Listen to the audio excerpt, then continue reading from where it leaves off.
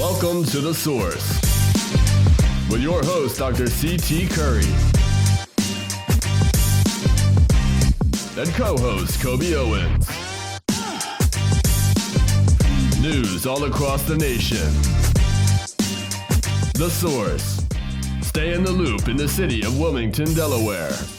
Work together for change in the community. A call to action to find the resources. The Source. The latest in news.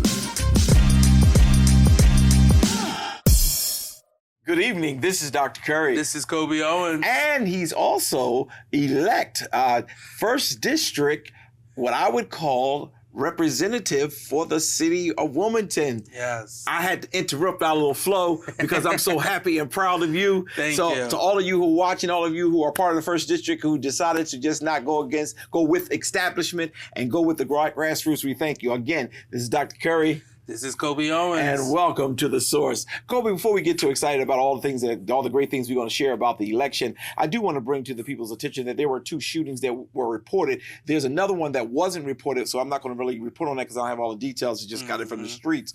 But there were 2 that did make the papers and things of that nature. And that was one where a 16-year-old was shot, and then also a 37-year-old was shot. You can take both of them and let's see what we have. Yeah, so they were actually shot within an hour of each other on Monday, September the 9th, right before Election Day. The first one was around 3 p.m. on the 1800 block of North Market Street. And that was a 16-year-old who was hit by gunshots, who was taken to the hospital in stable condition. And there wasn't too much information given outside of that. And then right a few hours later, an hour later actually, at 4 p.m., shots were fired again. And again, the 2600 block of North Monroe Street, that gentleman, he was 37 years old. He was also taken to the hospital in stable condition. Police have made contact with a suspect that was at the scene and arrested a 38-year-old, and he is being held at Baylor on a $120,000 bail. Okay, well, that's good. They did arrest someone who may be the suspect for that. And then that was all within an hour on Monday, right? Yeah. You know, it's just really interesting. And then we also had on Tuesday, Election Day, we had a 89-year-old woman found dead in her house. Yeah, so the police were called to do a wellness check late Tuesday night around 7:27 p.m. And when they entered the residence on the 400 block of South Jackson Street, they found the woman deceased over there. This is a criminal investigation because it looks like there was an assault that led to her death. And they haven't put out how long she had been there or what may have happened, but they are, again, doing an investigation. It is a criminal investigation because they believe it was an assault. Wow. I don't really want any violence in our city, but whenever it's dealing with our elderly, it really bothers me. And I just would like to know, what type of person would assault a senior and leave them for dead if they had not killed them when they assaulted them. But as we get more information, I hope that we'll be able to do it. Where is the 400 block of Jackson Street? That is the 5th District.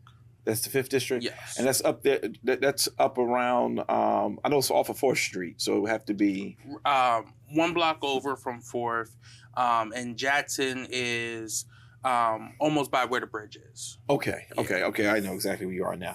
All right, well, that's all we really kind of have for the news side of the house, but I want to spend some time. We're going to take a quick commercial break, and we're going to come back, Coby, because today, with all that is going on with this election, and I'm just so proud, I raised and I posed the question. The question was, who would win? Would the grassroots or would the establishment? By alarming numbers of who got elected, grassroots won. Yes. And I'm very grateful for that. So when we come back off of this commercial break, we're going to just try to break down some of the data as it relates to, especially surrounding the Wilmington area. We'll be right back. Join us live for our weekly worship.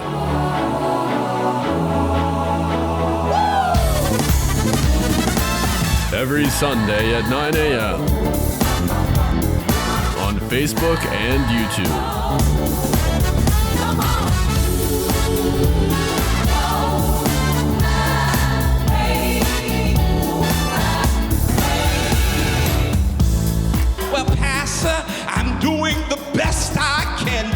still gotta have a little Chardonnay, and I still gotta have a little this, and I gotta still sneak around. The devil is a liar. That's an excuse.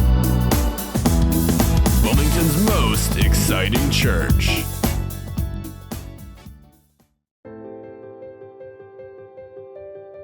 As a mom, I want my kids' lives to be filled with joy and possibility. And I want that for every kid. That's why I support No Kid Hungry. They work in schools and communities to make sure every kid gets the healthy meals they need. Please join me in supporting No Kid Hungry for all kids. Thank you.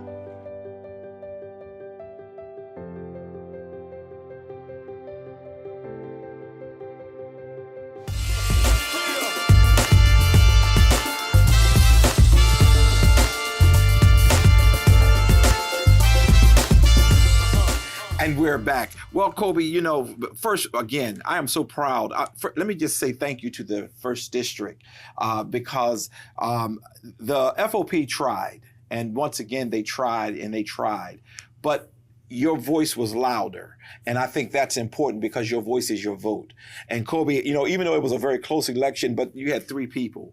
So I'm not even getting into how close it was, but it does speak to every vote counts. Every vote matters. And that's really was big. But I want to say the congratulations to the First District. You now have a voice. And Coby, do not make us ashamed. Do not make us down, put us down, because we believe in you. You can't run the whole city council, right? But I believe that you'll be able to give them give your constituents exactly what they need in order to feel the strength and power that they really do possess. So congratulations again. Thank you so much. Yes. So Coby, I'm going to let you lead the way. I did it on the Coffee with Curry, and I'm going to let you lead the way, and I'm just going to be asking questions and laughing and praying and all of the stuff in the middle. Yeah. So I think the most watched race of the night was actually the governor's race. And that race came down to be between Matt Myers and Bethany Hall Long for who was going to be the next executive officer here in the state of Delaware. And Matt Myers was able not only to win, but he was able to win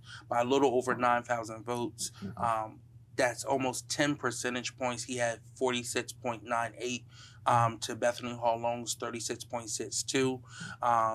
40,000 votes to 31,000 votes. Yeah, 2 things I want to share about that. 1, I was really shocked so less people voted. Yes. But 2, I am happy because, again, I'm asking the question, Coby, and well, I'm glad that the ground roots people were able to go over some of this establishment. Coby, it was just wrong for the Democratic Party to endorse during a primary. Now, this is my biggest problem. How are they going to come together? So I think, 1, this is going to be the first test of not only party leadership, but also Matt's leadership and his vision, right? He wants to bring the community together. He wants to bring the state together to move his agenda forward. So I think, unfortunately, he has to be the person who says, listen, y'all didn't support me. I won the primary. Now let me earn your support, and let's come together and get this done, because he needs some major wins, not only once he becomes governor, but he can get them right now by helping flip 2 House seats so that he has a supermajority in the state House and in the state Senate, right? When you have that, you can get constitutional amendments done. You can get your budget done. You can govern almost how you want to, because now you have that Democratic side on you. If we're not able to flip those 2 seats and hold all the other seats, right, then you have to start negotiating with the Republicans and things start to sway a different way. So again, hopefully he's able to sit down and meet with everyone, very similar to how he's done in the past with some other things as well too. And then of course he has to also start thinking about building out his cabinet. Yeah, let me ask you this question then. How are you all elected to that committee? You're vice president. To the state party? Yeah. So state committee leadership is elected by delegates to our state convention. So it's about 400 individuals who sign up from all 41 different districts to become delegates to the convention. The other people on the committee are elected by their body. So county all 3 counties have representatives. Their county chair, the county treasurer, and the county at large. Newcastle County has 4 at large. Every other county has 1. And then Wilmington, as the standalone city, and the largest city, has their chair, their treasurer, and their at-large person who's also on the committee as well too. And then the state party chair gets 5 appointments to it as well. So that's what makes up our body. So again, the individuals who are on it, they represent different constituencies as well too. Right. And like I've said from the very beginning, and I'll keep saying this, as the vice chair of the party, I had a vote in that endorsement process. I've had a vote in that endorsement process for the last 8 years now from my other position as well too, as the Wilmington at large.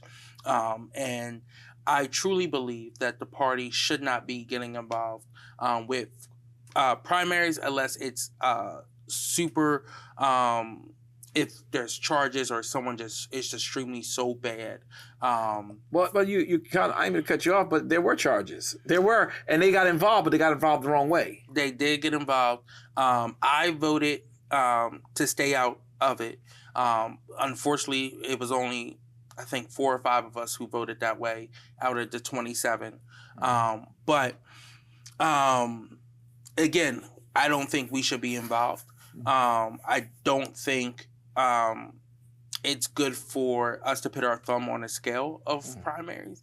And as you can see, it did not work this time. And it didn't work with Markell neither. Right. So this is now the second competitive governor race in which the party has endorsed, and the candidate not endorsed has won. Yeah, so I hope they would just shut up and be quiet and support getting that supermajority so we can get things crossed the line that we need to get in our line. I'm sorry to cut you in for that one, but go ahead. No. And again, the theme of the night was,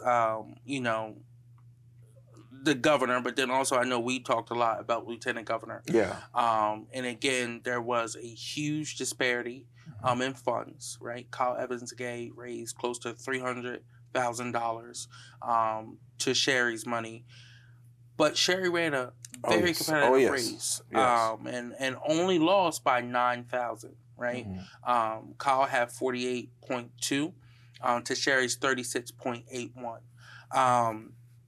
The deciding factor was Debbie Harrington. Debbie Harrington had 14.99% of the vote, 12,640 votes. So again, we had talked about the vote splitting, right? Which makes it hard for a candidate to overcome, but unfortunately, no one dropped out. And this is the results. And I just want to say this, I do congratulate Kyle.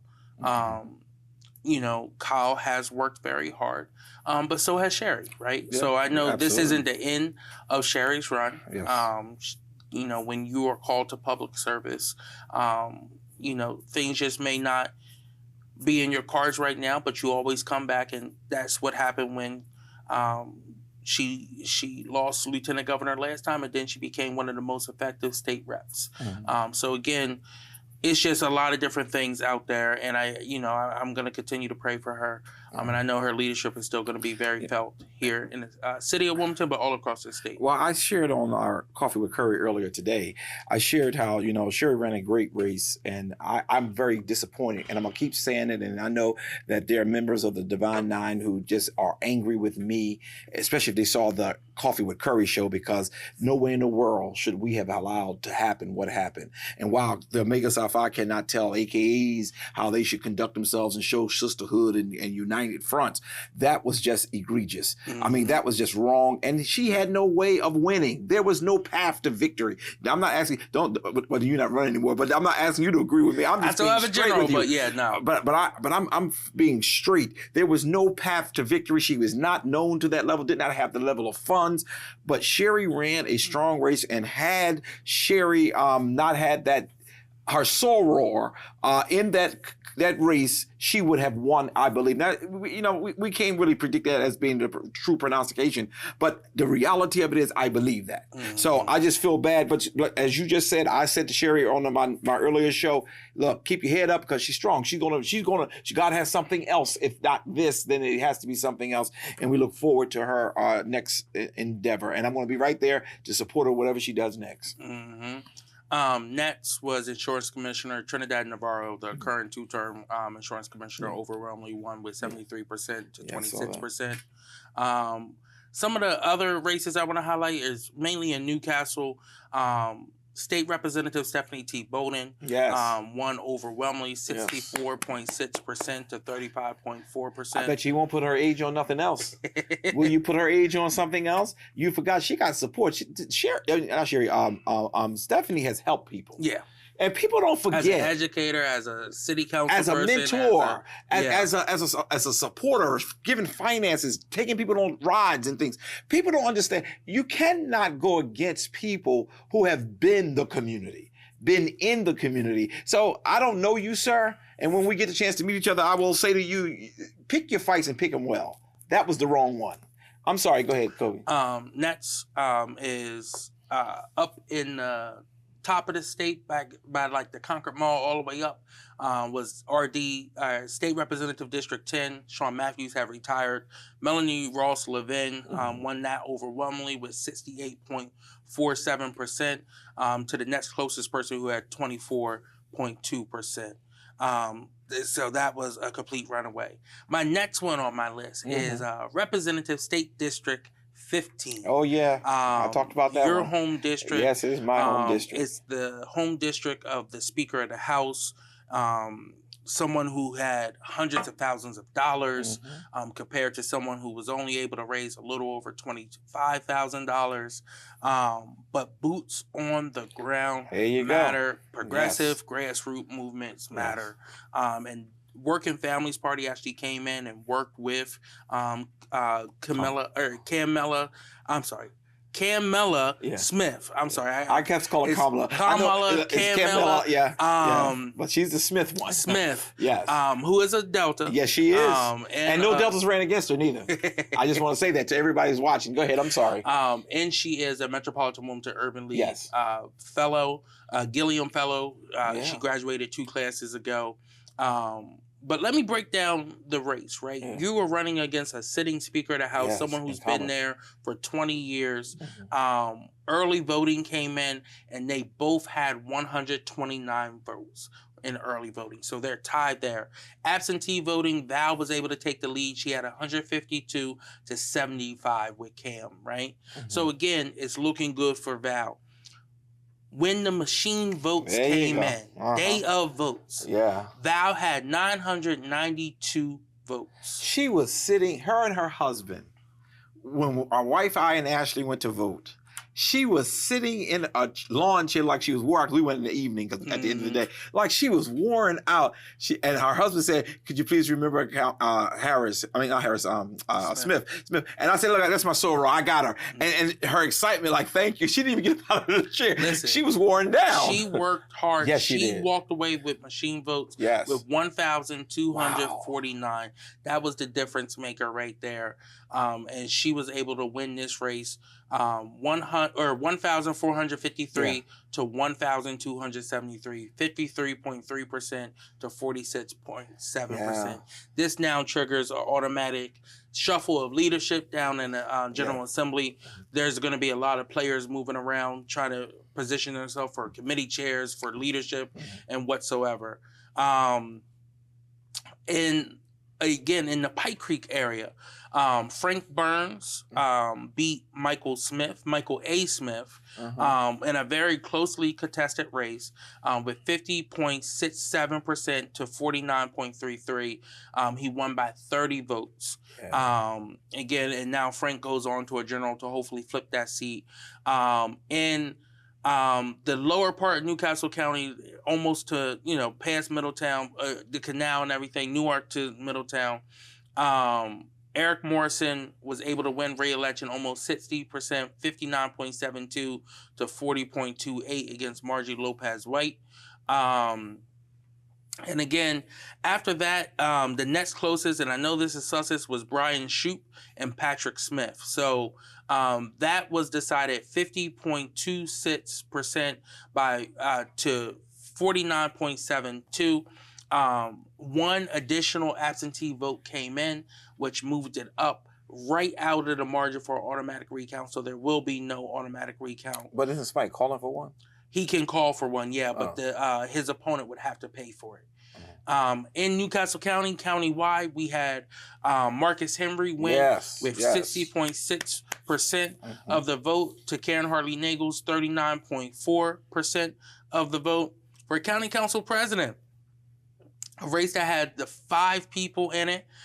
It was close between, I'll say 3 of them, with Monique Johns taking 0.16% to George Frankel's 25%. And again, that race, a lot of people didn't know how it was going to go. He had 25.83%.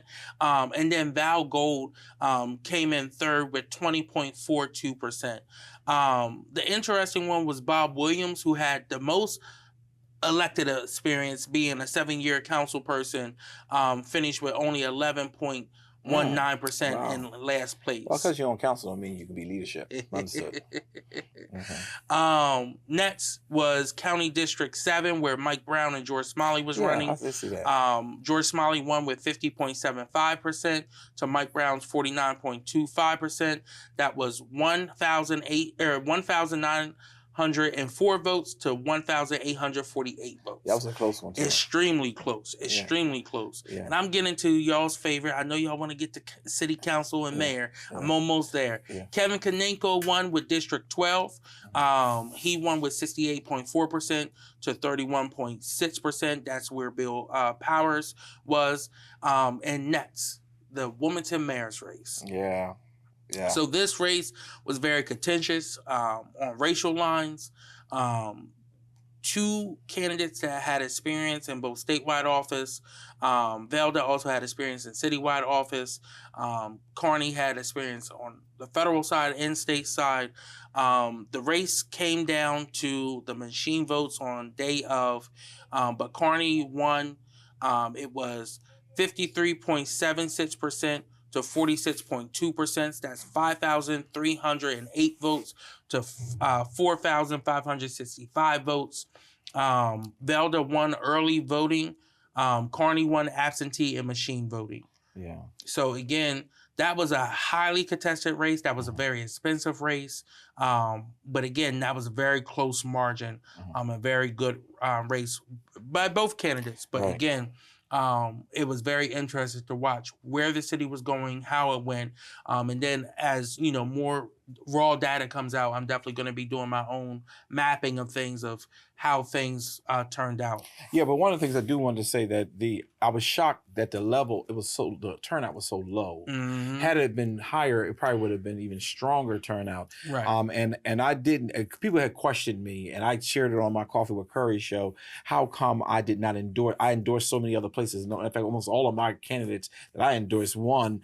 But how come I didn't? And I'll say it on this show too. For those of you who may not have caught the show earlier, that on purpose, I listened to my people this time, and they asked me to stay out of the mayor's race. Why? Because what Bazicki did to me and to our organization, we don't want that to ever occur again. We have to represent people. Even though I'm not an elected official, I'm trying to get things done. I'm trying to build affordable housing. I'm trying to get things that causes the city to have to approve licenses and things of that nature.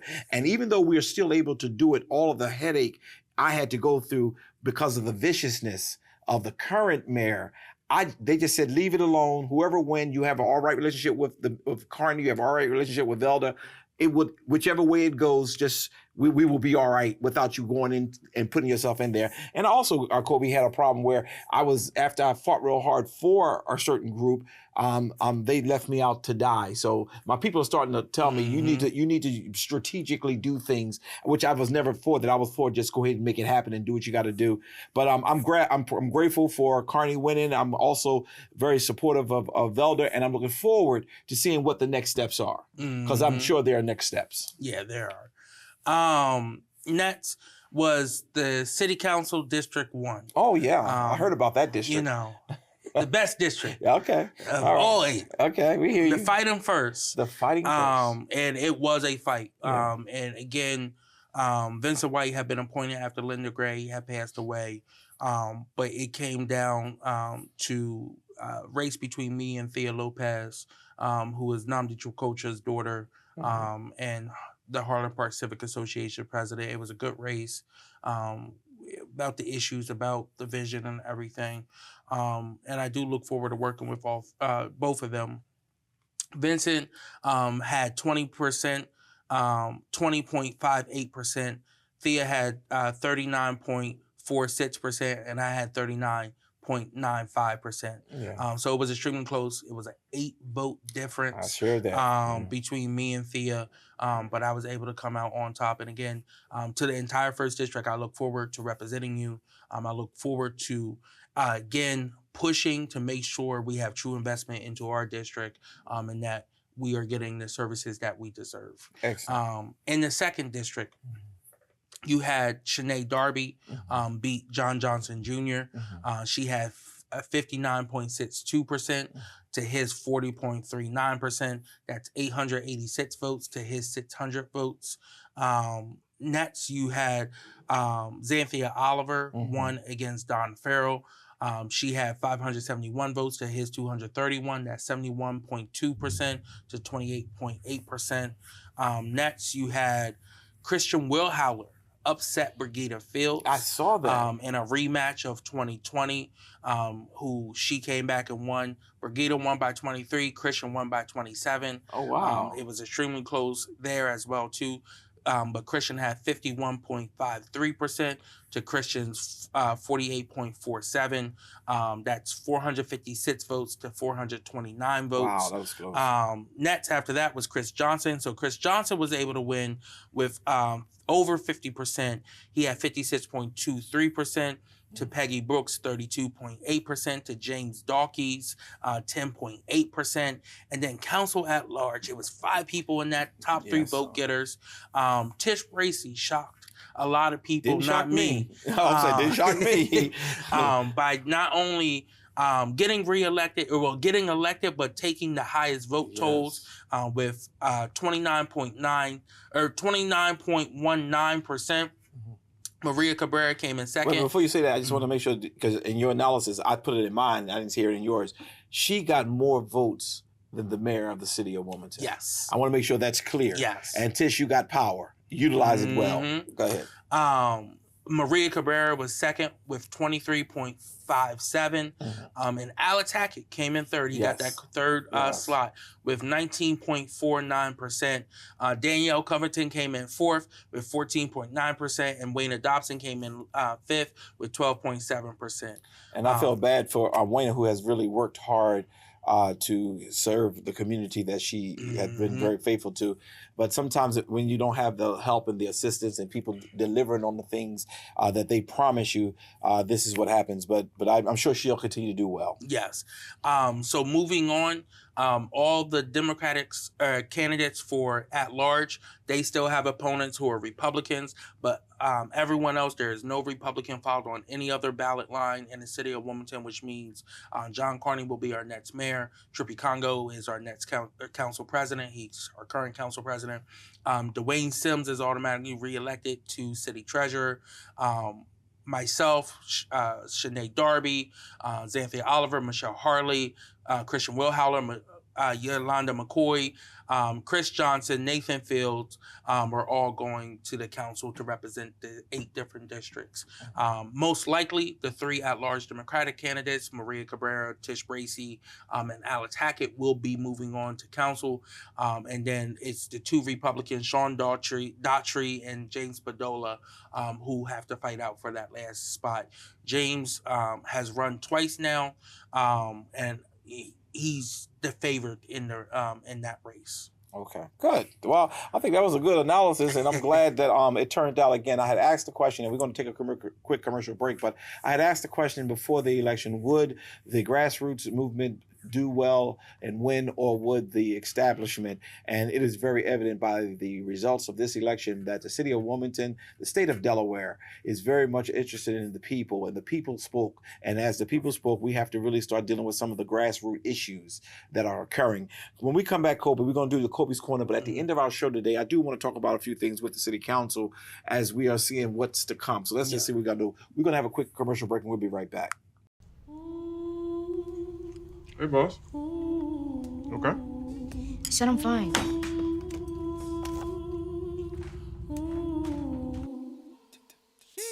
Me to bed, see you in the morning. With the frosted Superman, but it wasn't on it. And we lost it. You can talk to me. It's been really, really hard for me.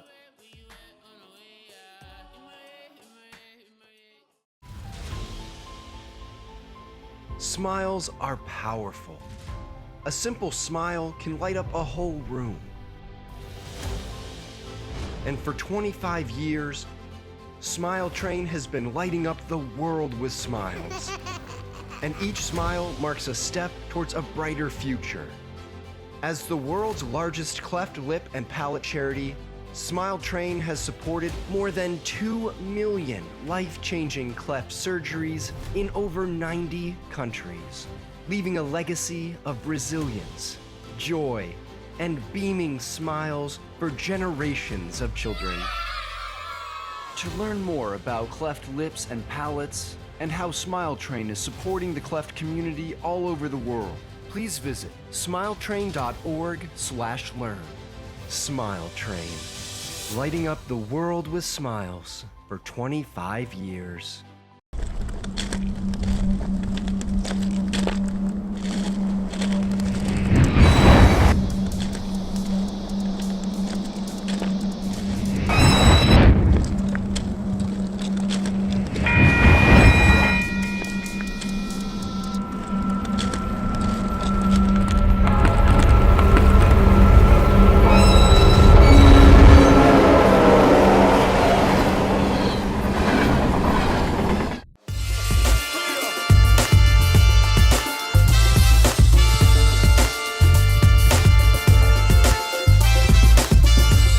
And we're back. Well, Coby, what's going on with the Coby's Corner now? Yeah, so I just want to talk. I just gave all the results of Tuesday's primary, but I just want to talk about what to expect in 2025.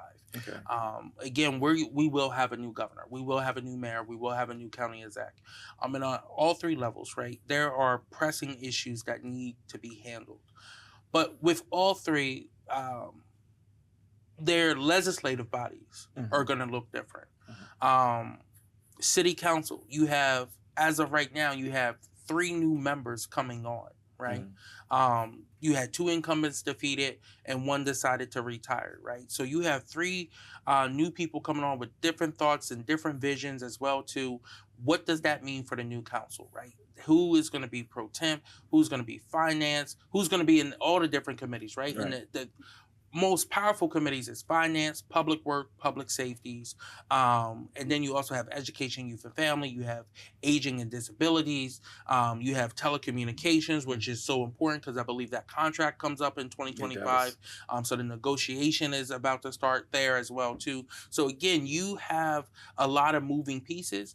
You have people who are going to make power plays for different seats, and you know, it's all going to play out probably before that January 5th meeting, so it's not chaotic. But hopefully it'll be able to be publicized very soon as people start circling up and talking about things.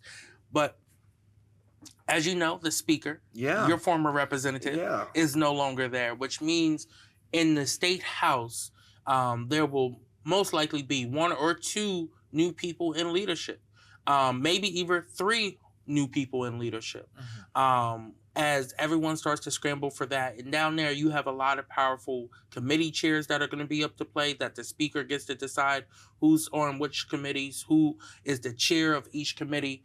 Val Longhurst decided to overlook Stephanie Bowden, Stephanie T. Bowden for that was one of my, and I just want to say this publicly, and I even gave her a call on that. Stephanie Bowden been on that finance committee for a long time, and she was overlooked, and then she put 2 representatives on there of color just to cover up what she had done, and that's wrong. And you know, you can't do wrong and think you're gonna get by with it, because it always come back to bite you. I'm sorry to keep cutting you off. So she was overlooked for the Joint Finance Committee chair on the House side. But then also you have the Bond Committee is a very powerful committee. You have Education, Health is another powerful one, Labor as well too. So again, there's some powerful committees that are going to be in play with who gets what speaker or gavelship of the chair, but also who gets the gavel of the House, right? That speakership. There are enough Black members down there to not only have a Black speaker, but to have a Black leader and a Black whip. But again, you would have to work with people to make sure you got that done. And the Black Caucus is very weak when it comes to coming together on all issues. Right. And I hope they're able to work towards that because they also will be electing a new chair of the Black Caucus as well too. But hopefully the next chair is a little more strong. Yeah. Like back when Darius and Sherry were the chair and vice chair the first year was. And that's why I keep cutting in because I'm trying to figure out with all that are down there, I'm not asking you this question, but I'm just saying, who do we have that we can count on to be able to lead the Black Caucus, to be able to lead so that we can get in these positions, get in these powerful places. I said on my show, Darius, while they, people have criticized him for A, B, C, and D, the truth of the matter is when he had access to power, he gave it appropriately. He made sure his community received. We got people down there that's making sure cops are receiving and other people are not. So I don't know what kind of leadership we're going to have. Exactly. So again, as those races play out, and they're going to play out over the next few weeks. We have 2 months until the November 5th election as well. Well, less than 2 months at this point until the November 5th election. And like I said, there's some seats that Democrats can flip. And if you're adding people to it, that may change the mix as well too. So you have to start locking in your votes now and seeing who's gonna, win. So it's gonna be very competitive.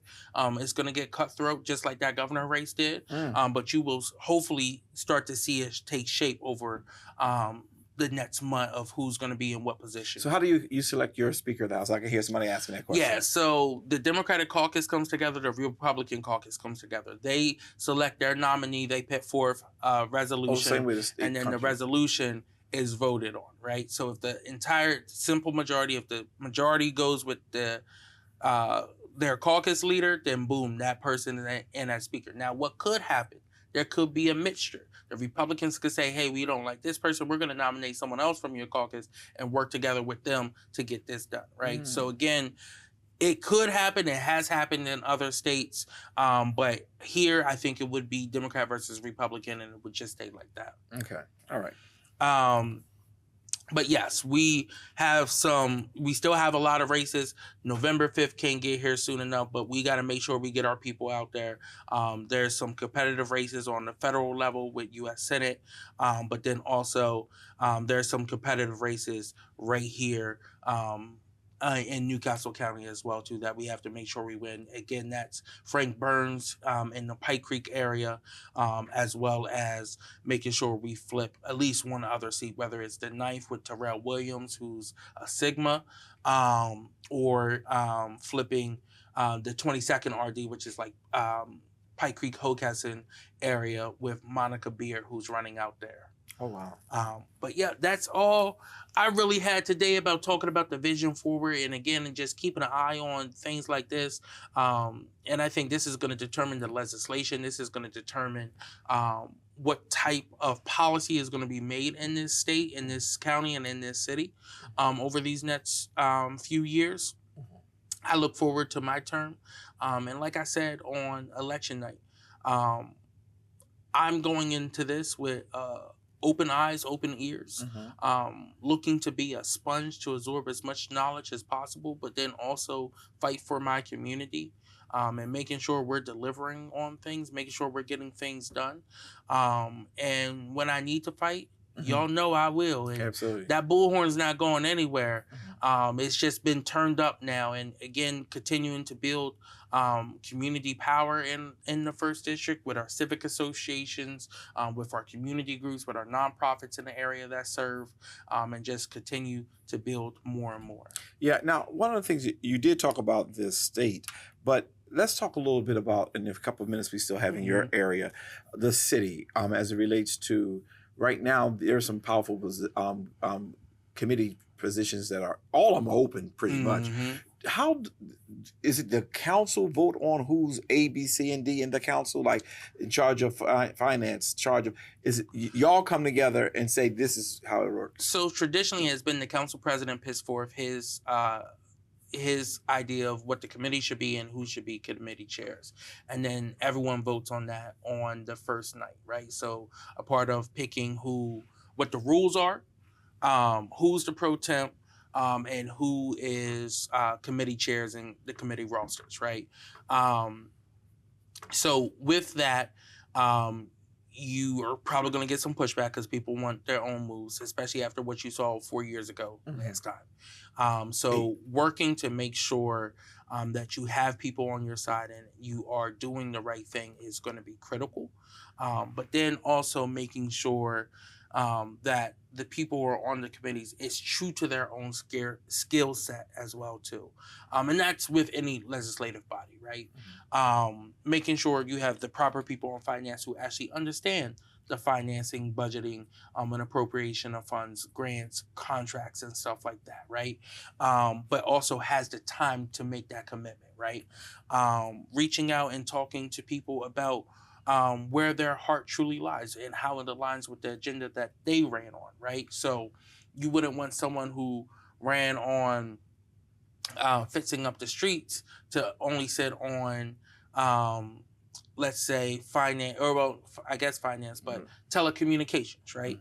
I think it should be a fair balance of, don't pit one person on every committee. I think it should be a limit of like 2 or 3 committees per person. And you work from there. You get experience, you get onboarded, you get to work with those departments and get things done.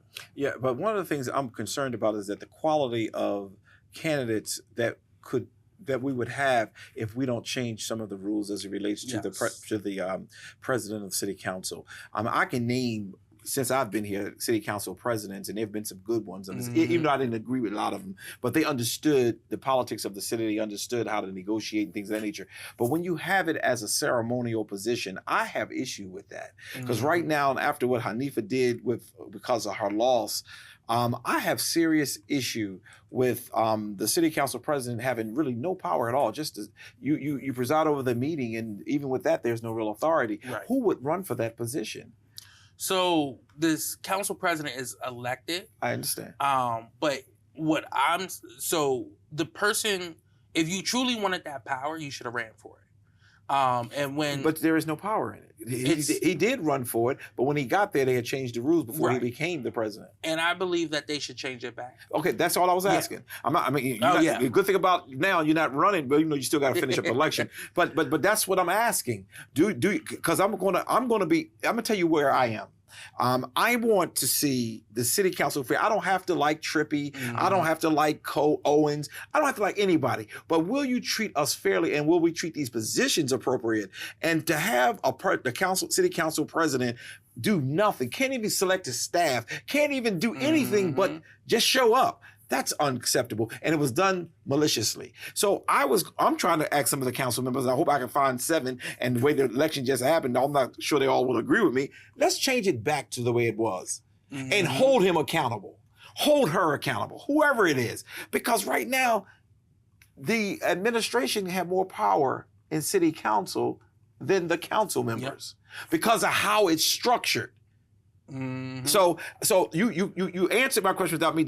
I was directly trying to go around it, but you just went right at it. I think we should change it back to the way it was and just flip it back, and we can put people to the test on that. Because for those who are watching us, and they are watching us, Coby, they need to realize it's time to make some tough decisions. And if Trippy has been elected as the president, nobody ran this time, but he was reelected the last time, then put him back to where the power was and let him make some of these decisions. I know that's going to really make some people very upset, because when you give give people something free, they don't want to take it back. Right. But that's something I'm very interested in, Coby, and I'm serious. I'm going to start calling council members. Some I know I can't call because they're not going to answer my phone call, but I'm going to try to find 7, and I'm going to call them, and I'm going to say, listen, it's time to do what is right. I'm going to leave it there. That was one of the things I really was trying to get at, too. Go ahead. So again, as we start moving through this, I definitely look forward to keeping everyone updated about the process of being very transparent about it, so that people understand what you go through, especially as an incoming freshman city council person.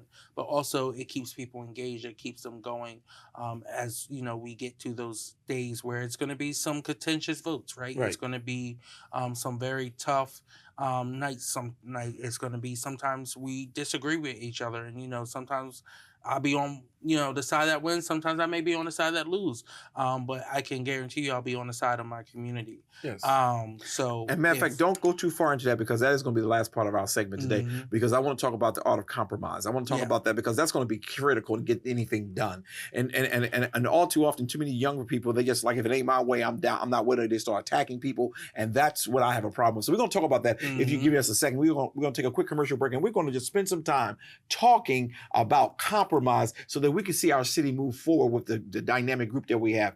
We'll be right back.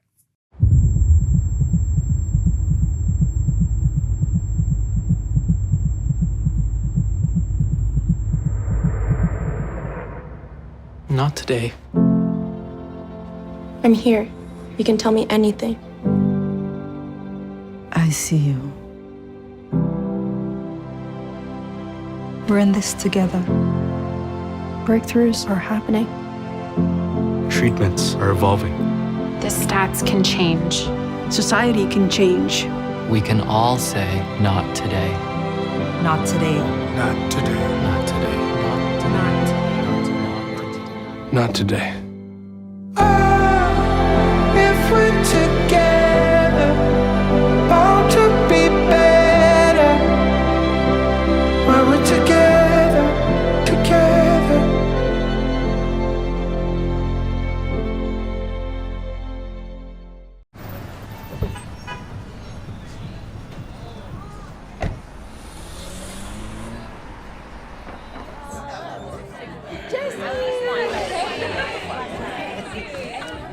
It's good to see you. It's so great to be with everyone again. Yeah, it is. How have you been?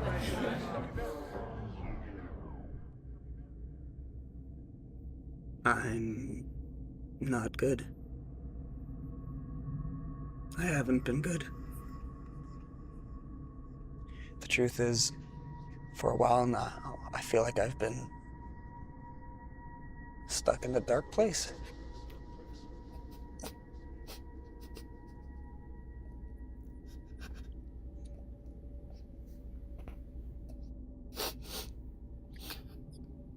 I can't remember feeling happy.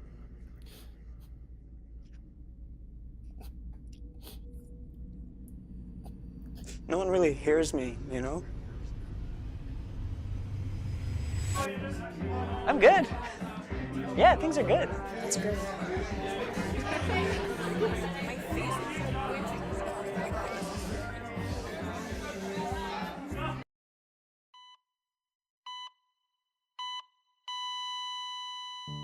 Christopher Holton. I'm very active. It was a Saturday morning. Normally I go for my normal walk. With no warning, Chris suffered a near-fatal heart attack. But thankfully, Brian Buckley, a bystander, saw him collapse and rushed to help. He did this big gasp for air and then just stopped. It's like I went into autopilot. It's like all that training I did back in the day around CPR just magically came out of nowhere. Because of the CPR training that Brian received, Chris did make it and didn't die on the trail that day. CPR training provided by the American Heart Association. Looking at your hands, these two hands could save a life. Being a father, you want to be around. You want to be around for your kids. Heart disease is America's #1 killer. To learn more about how the American Heart Association helps save lives, go to helpheart.org.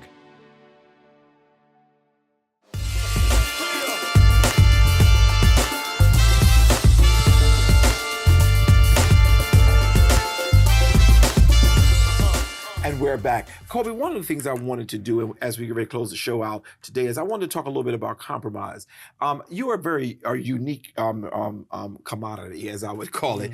Whereas I've watched you go at people when they are harming your community. I've watched you in meetings where you were a bulldog. I mean, you were, and then I also watched you in meetings where you were able to really just say, you know what, this is not the way it should go or whatever. I saw you on both sides, which made me have a high level of respect for you as a younger person, because younger people sometimes, now I don't want to overgeneralize it, they don't understand how you compromise to get things done. They don't understand that everything, you're not going to always get your way. If you can help me, I'm not really interviewing you, but it seems like I am now. Could you just help me to understand why you feel it's going to be important, in order for the city council to move forward, why do you feel it's going to be important that there's a strong compromise going on? So I wouldn't even say like compromise. I would say more of just the art of policy making, right? Okay. So at the root of it, you have to, figure out what is your final destination, right? What are you trying to get out of this legislation? And then it's a few things you have to put into it.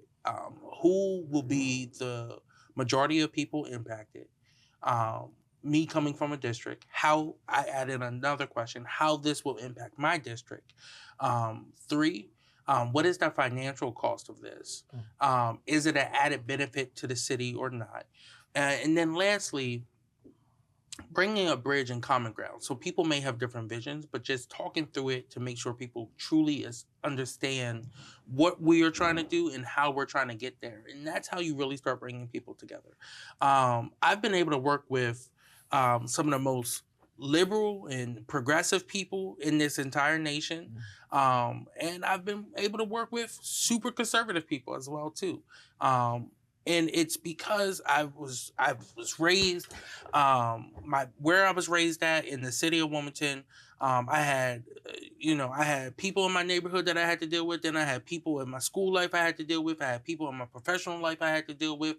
I can walk into almost any room and handle myself and work with people on different levels to get things done.